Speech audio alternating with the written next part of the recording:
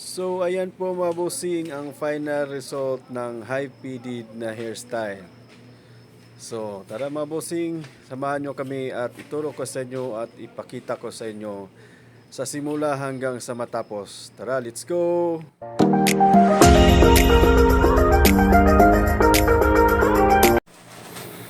So ayan mga bossing, shout out pala sa model natin ngayon, si Boss Kim alias Strong Boy Osaka.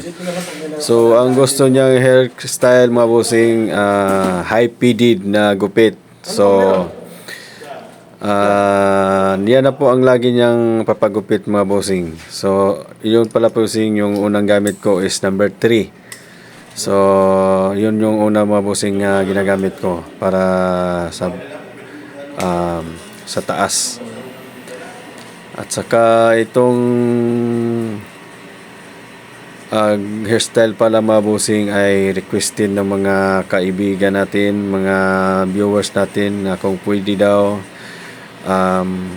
i-vlog, pwede ko daw ituro o gawing tutorial yung paggugupit ko. Kaya sinimulan ko na mga bossing at sabi ko sa mga kaibigan ko, pati sa anak ko pala, shout out sa iyo Kuya Jan Proy. Ito na Kuya Jan Proy yung requested na video mo. So high faded na gupit. So sana matutunan mo to. Sabi ko sa kanya, sa anak ko, na try kong kunan ng video na sana maintindihan nila at makuha niya kung paano magupit. Kasi yun yung gusto din niya na gupit. At saka gusto niya sila na lang ng mga kamag-aral niya ang magugupit. Kasi yun yung hairstyle na gupit nila sa school nila. Yung army cut na gupit. So yun po, sa umpisa yung number 3 ang gamit ko. So alam ko na kasi yung klase na gupit na gusto ng model natin ngayon, si Boss Kim. So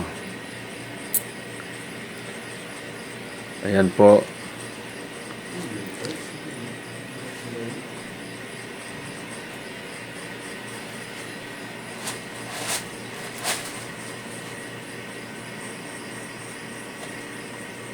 So sana ko makita niya to at mapag-aralan niya to kung paano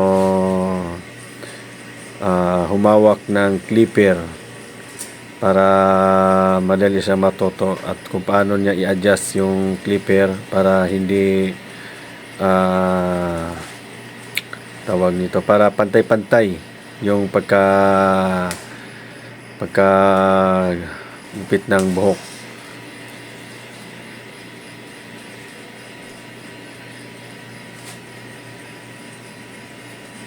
So ayan po mga bossing, sana ma-enjoy nyo po ang video na to at makuhanan nyo po ng aral, at kasi requested to ng mga kasama natin, mga kaibigan natin, mga viewers natin, at sa kaanak ko na kung pwede daw yung paggugupit ko is gawin ko daw tutorial. So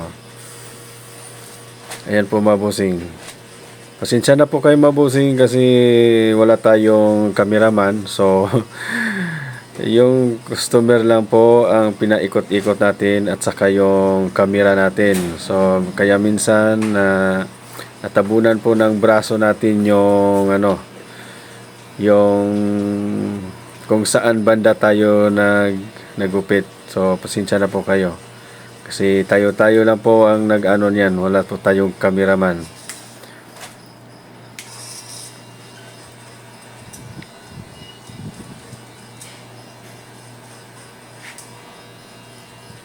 At saka pala mabusing, wala pa tayong sariling shop. So nasa hallway pa lang po tayo. So kung makikita nyo, dinadaan-daanan tayo ng mga ibang mga kasama natin.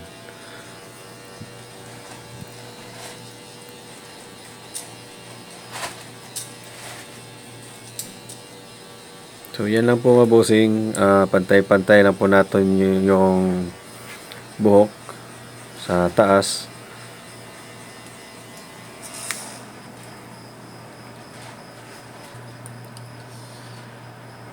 Pag napantay na po, so ayan na po. Yung pangalawang gamit ko po niyan is number 1 mga bossing. So number 1. Kasi kabisado ko na po mga bossing yung gupit ng model natin ngayon. So, kaya parang pasintabi na po sa mga kapwa ko hairstylist kung kumbaga kung may naituro man ako na shortcut kasi sa akin po is gusto ko yung madalian na gupit. Pwede naman nating step by step talaga pero masyado nang mahaba. So ginawa ko yung shortcut. So umpisa tayo sa number 3 tapos sa number 1.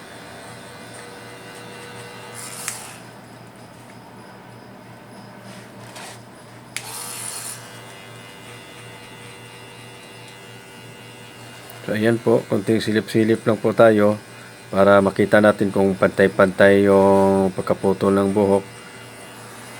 At saka alam naman po ng mga kapwa ko hairstylist na kung paano i-adjust yung pagkahawak ng clipper pag gamit ng clipper para pantay-pantay po yung buhok.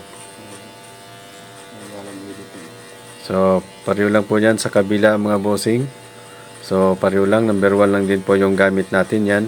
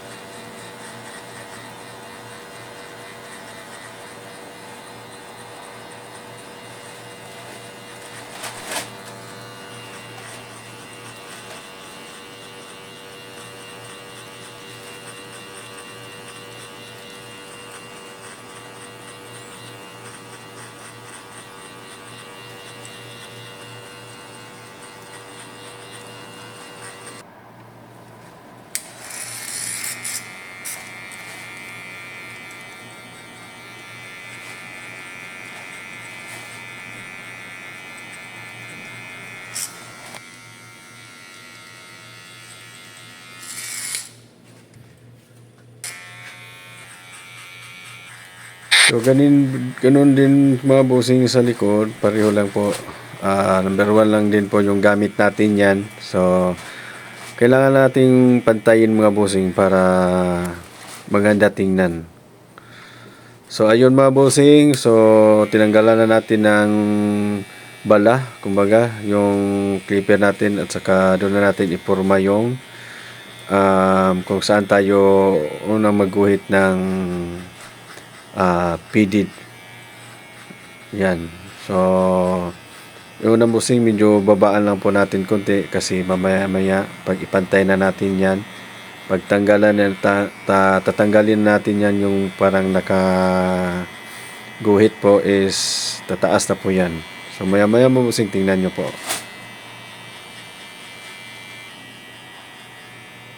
So kailangan lang natin linisan mga bossing kasi kumbaga zero po yan yung pinakababa niya kasi pedid po.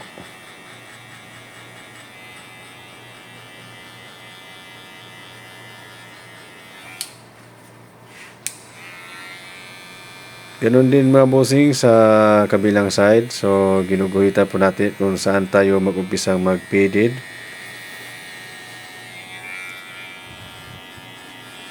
So kailangan lang po nating linisan mga bossing.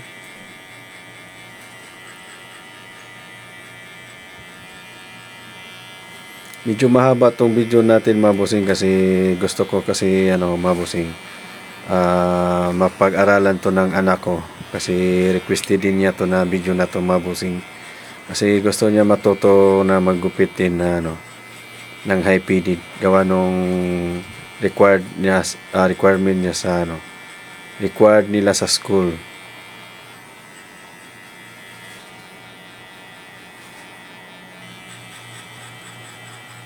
Ayan po mga bossing, pati sa likod. Ganon din po yung ginagawa natin. Kailangan nating linisin para maganda tingnan.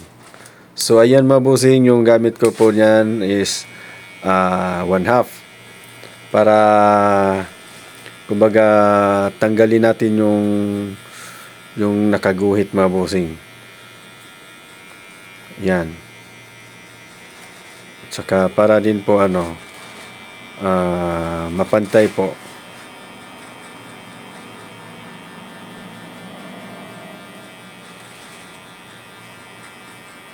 So ayan mga bossing, hindi naman siya totally natanggal yung guhit niya. So maya maya mga bossing, makita nyo na tinatanggal yung 1/2 na bala ng clipper niya. So ayan po mga bossing, tinanggal na po yung bala, yung 1/2. So makita nyo po mga bossing na kailangan nating tanggalin yung guhit para maganda tingnan at pantay po tingnan mga bossing.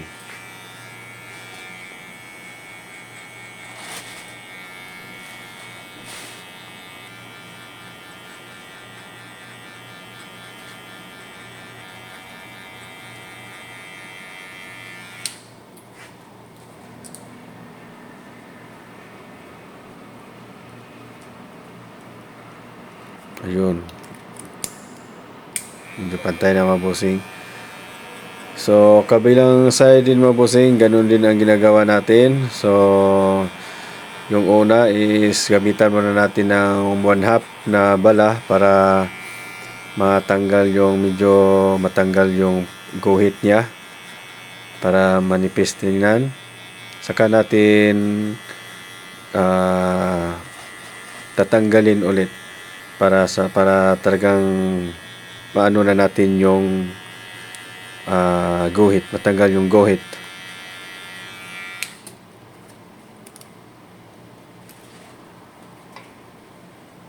So yun po mga bossing, tinanggal na po niya yung yung 1/2. So ayan, kung makikita nyo mga bossing, so nilinis na po para matanggal yung guhit po.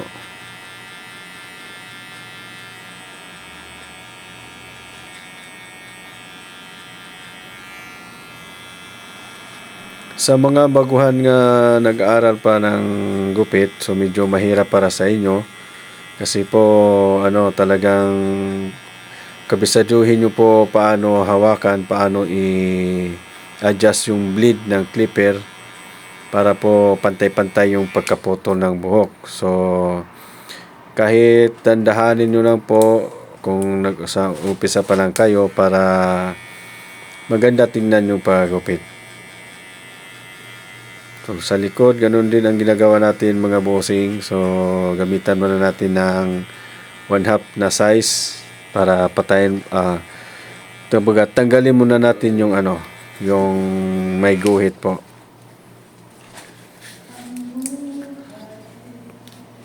So, yan po, sa susunod, yan, tinanggalan na natin ng so, para malinis tingnan.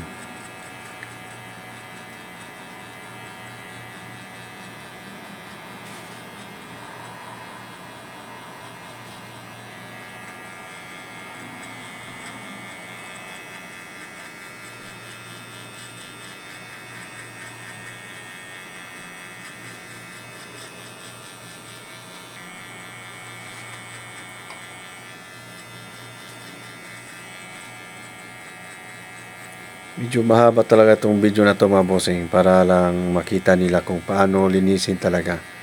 Kung paano talaga para makabisado nila kung paano malinis tingnan. So ayan na bossing. So sa taas ginagamitan natin ng gunting.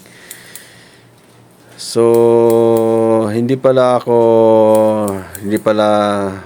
kamay yung ginagamit ko sa pag ng photo ng buhok, sa pag ipit ng buhok mga bossing kasi medyo maiksi yung buhok ng model natin.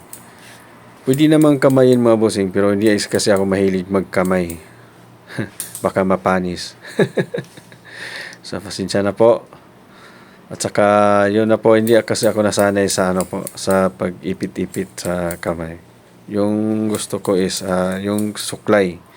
Ginagamitan ko talaga ng suklay para makita ko talaga yung buhok na pantay-pantay po siya. At saka para sa akin mas mabilis kasi pag sukle ang gamit ko kaysa iniipit ko sa kamay.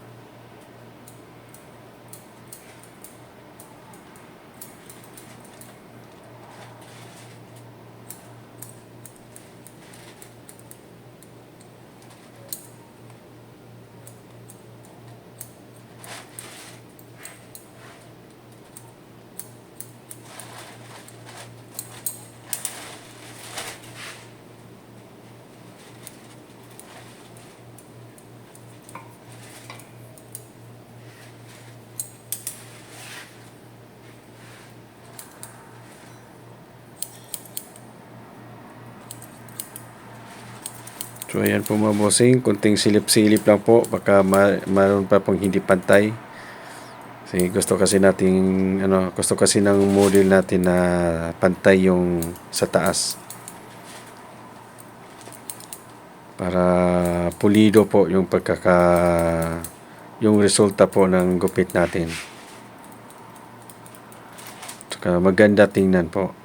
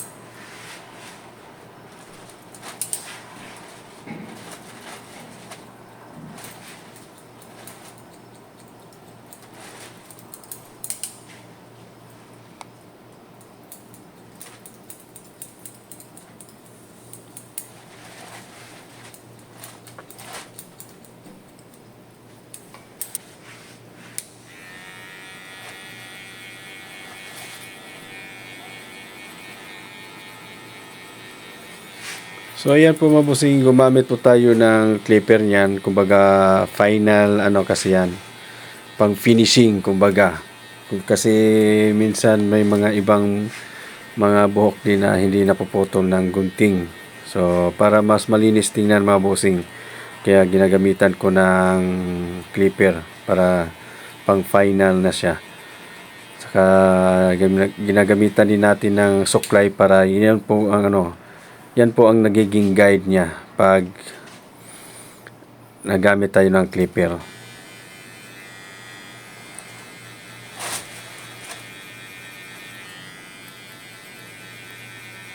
Ganun din mga bossing sa kabilang side. Ganun din po ang ginagawa natin. Para malinis ng tingnan po yung buhok.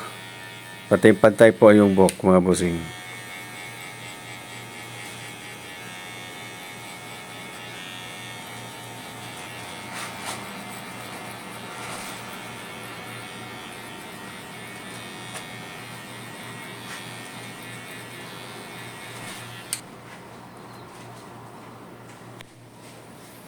So ayan na po mga bossing. Kung napansin nyo, gumamit na po tayo ng blade.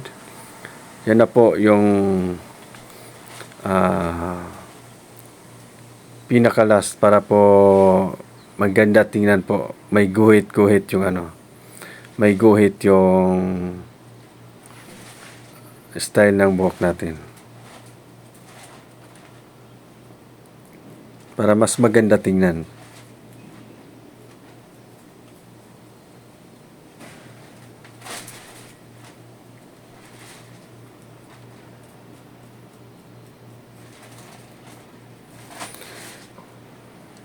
Sa mga baguhan po, ingat-ingat lang po sa paggamit ng blade. Kung hindi po kayo sanay, ingat-ingat lang po, baka masugatan nyo po yung inaahitan nyo. Kumbaga, kung gumamit man kayo ng blade, kailangan nasanay na po kayo maghawak ng blade. Kasi delikado kasi yung blade. Mabilis makasugat po kasi yan. So, yun lang po. Sa warning ko lang po sa mga baguhan na nag-aaral sa paggugupit, na ingat-ingat lang sa paghawak ng blade. Kung pwede, practice lang muna kayo sa sa yung balat ng baboy. Kumbaga, kung may mga extra na buhok yung nabili yung karni ng baboy, so yun na po muna yung pagpraktisan nyo, o kaya yung sarili nyo muna bago kayo mag-ahit dun sa ibang tao. Kahit sa sarili nyo muna, sa paa, sa hita nyo, may buhok-buhok dyan sa braso nyo. So, yan lang po muna yung pagpraktisan nyo para masanay din kayo paano humawak ng blade. Para iwas na tayo na makasugat tayo sa mga customer natin. Kahit ako naman po na medyo nasanay na, pero may time talaga na na medyo nasugatan yung customer natin. Pero hindi naman madalas, minsan lang. Lalo na pag bago yung blade na gamit natin. Medyo matalas pa.